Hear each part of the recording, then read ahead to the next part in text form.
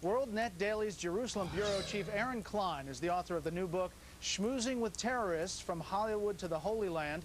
He joins us now from Jerusalem. Thanks for being here. So tell me how you interviewed and got access to these terrorist leaders. It's actually pretty easy. These terrorists love talking to the media. They'll talk to any reporter, Jewish, Christian, Catholic. Some of them incredibly have public relations departments just to deal with the media. So I fault a lot of other journalists for not asking them the kinds of questions that I've posed to them. So, you know, there will be skeptics out there who say, okay, this guy talked to some people and this is all setting up to set the stage that liberals are saying the wrong things and that Hollywood is out of touch with reality. How do you respond to that?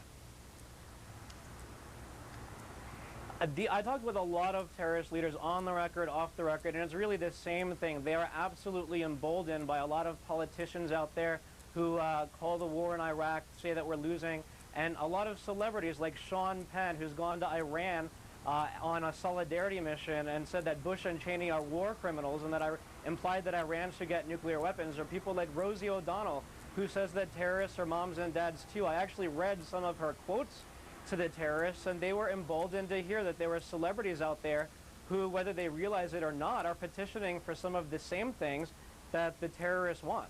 And Aaron, it's interesting that you say that these leaders knew of Britney Spears, of Paris Hilton, of Hollywood in general.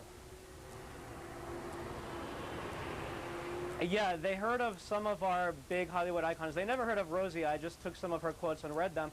But they did know about Madonna, Britney Spears. The two are very famous in the Middle East. And actually in the book, Schmoozing with Terrorists, the terror leaders threatened to cut off the heads of Madonna and of Britney Spears for corrupting humanity on Earth if the terrorists ever took over the United States, which just shows the ridiculousness of a lot of Hollywood icons like Barbra Streisand, like Jane Fonda, who are kind of urging on these terrorists, because if the terrorists ever took over the U.S., it would be the celebrities who would be among the first to have their heads cut off. And that is their goal, this caliphate across first the Middle East and then the world?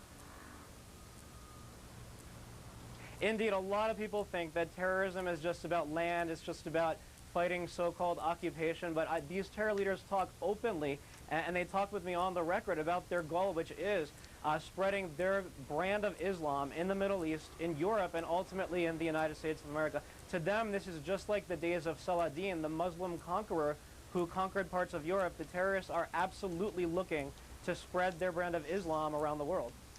Aaron, we were just looking at some pictures of you with these terrorist leaders. Thanks for your insight. I appreciate your time. One state is taking on the idea of statewide school vouchers. That has